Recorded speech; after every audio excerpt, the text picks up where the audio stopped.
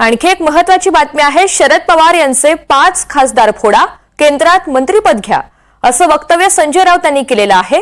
अजित पवार यांना भाजपची अशी ऑफर असल्याचा दावा संजय राऊत करतायत। शरद पवार वेगळा विचार करणार नाहीत असा विश्वास संजय राऊतांनी व्यक्त केलाय।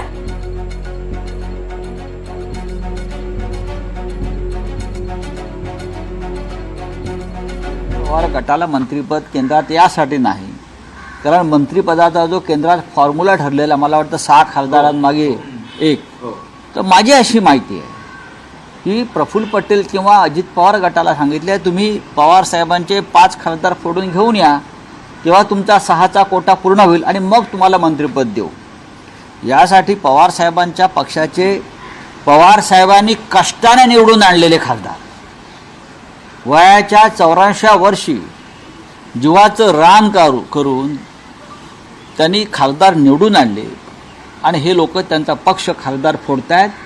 फुटणाऱ्याला लाज वाटली पाहिजे, कोणी असतील, फुटणाऱ्याला शरम वाटली पाहिजे। मी जसं काल म्हणालो, दिल्लीमध्ये पवार साहेबांच्या मला विचारलं, अजित पवारांबरोबर जाणं आणि भाजपबरोबर जाणं एकच आहे, बरोबर ना?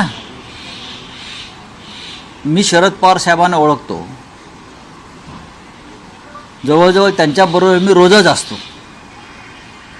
संसदेमध्ये, राज्यसभेत त्यांच्या आणि माझं जागा बसण्याची ही बाजूलाच, आम्ही एकत्रच बसतो की बहुतेक कोणीतरी फार ठरवून आम्हाला जागा वाटप केलेलं आहे।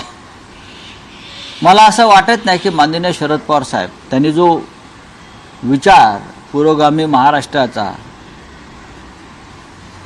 त्यानंतर धर्मांध शक्तीपासून दूर राहण्याचा विचार, जो यशवंतराव चव्हाणांपासून आम्ही या महाराष्ट्रामध्ये रुजवण्याचा प्रयत्न केला, अशा विचारांपासून माननीय शरद पवार साहेब दूर जातील आणि हे जे भाजपच्या गोटात सामील झालेले हौशे नवशे गवशे आहेत, घाबरून पळून गेलेले, त्यांच्या नादाला लागून काही वेगळा विचार करतील याच्याविषयी माझ्या मनामध्ये म्हणजे अजिबात करणार नाहीत।